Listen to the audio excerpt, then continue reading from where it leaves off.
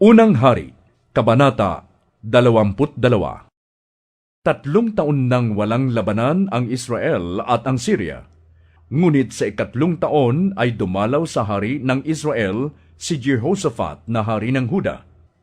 Nasabi na noon ang hari ng Israel sa kanyang mga pinuno, "Alam ninyo na ang Ramoth Gilead ay atin, ngunit wala tayong ginagawang hakbang upang mabawi iyon sa hari ng Syria." Ngayon namay, si Jehoshaphat ang kanyang hinimok. Ang sabi niya, "Samahan mo naman kami sa paglusob sa Ramoth Gilead." Sumagot si Jehoshaphat, "Kasama mo ko at ang aking mga tauhan at ang aming mga kabayo at kasangkapan. Ngunit, sumangguni muna tayo kay Yahweh." Tinipon nga ni Haring Ahab ng Israel ang kanyang mga propeta. May 400 silang lahat at itinanong, "Dapat ko bang salakayin ang Ramoth Gilead?" "Salakayin ninyo! Tutulungan kayo ni Yahweh at matatalo ninyo ang kaaway," sagot ng mga propeta. Ngunit iginiit ni Jehoshaphat, "Wala na bang ibang propeta ni Yahweh na maaari nating pagtanungan?" "Mayroon pang isa, si Mikaya na anak ni Imla. Ngunit galit ako sa kanya, sapagkat lagi na lamang masama ang hula niya sa akin. Wala nang mabuti." Sabi ni Ahab, "Huwag kang magsalita ng ganyan, kapatid kong hari." Tutol ni Jehoshaphat. Ipinatawag ng hari ng Israel ang isa niyang opisyal at inutusan, "Dalhin ninyo kaagad dito si Mikaya na anak ni Imla." Nasa isang giikan sa may pasukan ng Samaria ang hari ng Israel at si Jehoshaphat. Nakaupo silang dalawa sa kanya-kanyang trono at nakasuot ng damit hari.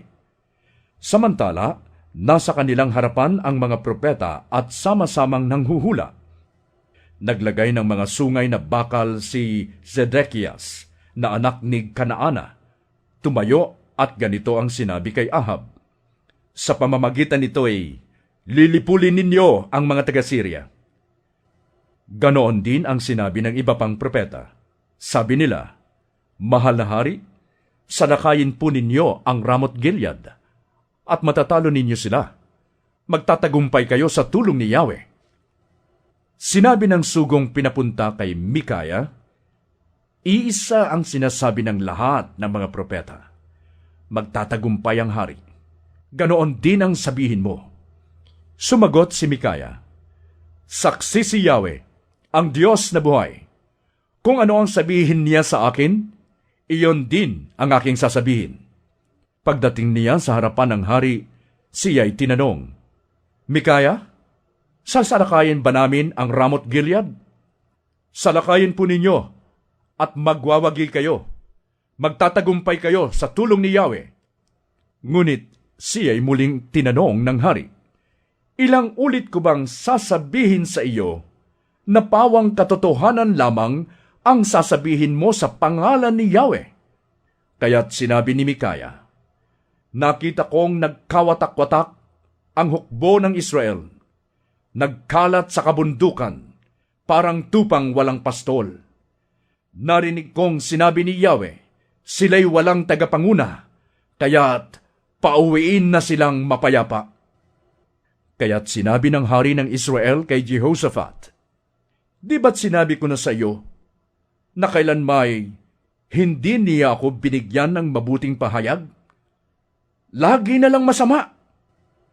Ngunit nagpatuloy si Mikaya, "Pakinggan ninyo si Yahweh. Nakita ko si Yahweh na nakaupo sa kanyang trono. Nasa kanyang harapan, sa kaliwa at sa kanan, ang buong hukbo ng langit." Nagtanong siya, "Sino ang hihikayat kay Ahab na salakayin ang Ramoth Gilead?" Kanya-kanyang sagot ang mga espiritu. Ngunit mayroong isang tumayo at nagsalita ng ganito, "Ako po ang hihikayat kay Ahab." "Sa paanong paraan?" tanong ni Yahweh.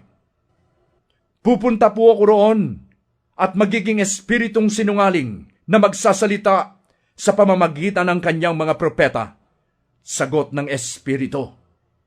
Ikaw ang humikayat sa kanya at magtatagumpay ka, sabi ni Yahweh. At patuloy ni Mikaya. Ngayon, nakikita mo kung paanong nagsalita ang espiritu ng kasinungalingan sa bibig ng iyong mga propeta. Ngunit si Yahweh ang nagtakda ng iyong kapahamakan.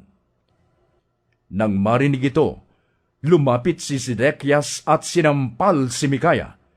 Sabi niya, kailan ka pa nagkaroon ng karapatang magsalita sa ngalan ng espiritu ni Yahweh? At akala mo ba'y aalis siya sa akin? Sumagot si Mikaya, malalaman mo ang sagot diyan pagdating ng araw na magtatago ka sa isang silid. Ipinag-utos ng hari, ibalik siya kay Amon, ang gobernador ng lungsod, at kay Prinsipe Joas. Sabihin ninyo sa kanila na ibilanggo ang taong ito at huwag pakainin kundi tinapay at tubig hanggang sa aking maluwalhating pagbabalik.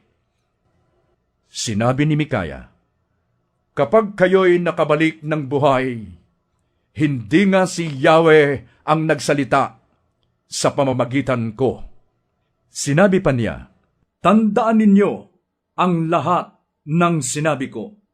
Pumunta nga sa Ramoth Gilead si Ahab na hari ng Israel at si Jehoshaphat na hari ng Huda. Sinabi ng hari ng Israel kay Jehoshaphat, magbabalat kayo ako papunta sa labanan. Ngunit ikaw ay maaring magpatuloy na nakadamit hari. At nagbalat kayo nga ang hari ng Israel patungo sa labanan. Iniutos ng hari ng Syria sa mga pinuno ng mga kawal na sakay sa karwahe, huwag ninyong pag-abalahan ang kung sino-sino lamang. Ang hari ng Israel ang inyong harapin. Kaya't nang makita nila si Jehoshaphat, inakala nilang ito ang hari ng Israel at siyang hinabol. Ngunit pagsigaw niya ng kanyang sigaw pandigma, nakilala ng mga pinuno ng Syria na hindi siya ang hari ng Israel at hindi na nila itinuloy ang paghabol. Subalit may isang kawal na basta na lamang pumana at natamaan ang hari ng Israel. Tumusok ang palaso sa pagitan ng pinagdugtungan ng baluti sa dibdib. Kaya't iniutos niya sa kawal na nagpapatakbo ng karwahe, ibuelta mo ang karwahe! May tama ako! Umalis na tayo rito! Bahigpit ang labanan ng araw na iyon, at ang hari na natiling nakatayo sa kanyang karwahe sa tapat ng mga sireyo, hanggang sa siya'y mamatay nang lumulubog na ang araw. Dumanak ang dugo niya sa sahig ng karwahe. Paglubog ng araw, narinig ng buong hukbo ng Israel ang sigaw, tumakas na kayo! Magsiuwi na kayong lahat! Namatay nga ang hari, at dinala nila ang bangkay sa Samaria upang doon ilibing. Nang hugasan ang karwahe ng hari sa batis ng Samaria, hinimod ng mga aso ang kanyang dugo. Samantala, may mga babaeng nagbebenta ng aliw na naliligo sa batis, at naipaligo nila ang tubig na iyon. Sa ganoong paraan, natupad ang sinabi ni Yahweh.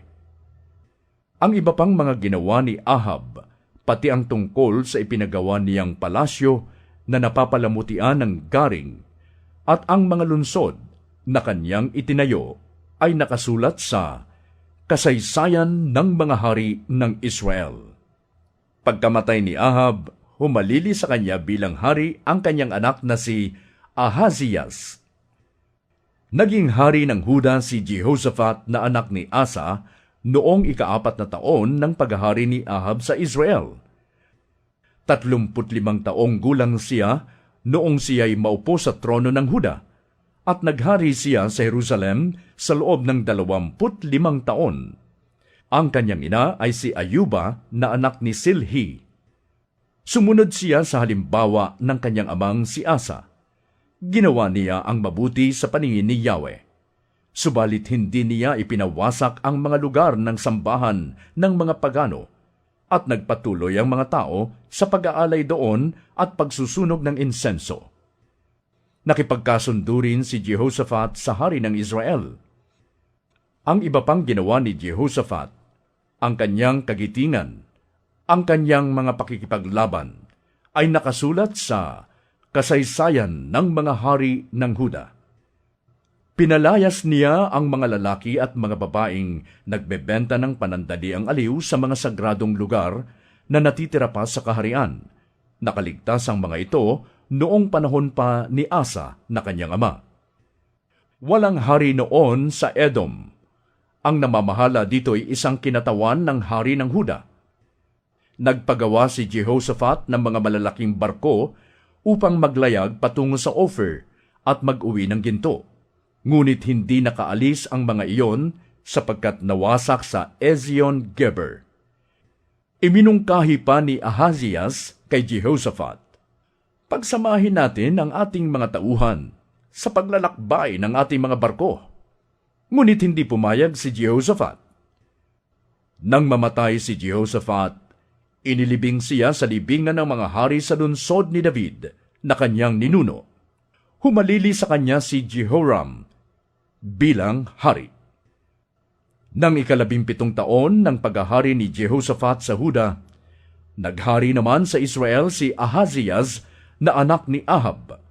2 taon siyang naghari. Ginawa rin niya ang mga bagay na hindi kalugod-lugod kay Yahweh. Sinundan niya ang masasamang halimbawa ng kanyang ama't ina at ni Jeroboam na anak ni Nebat.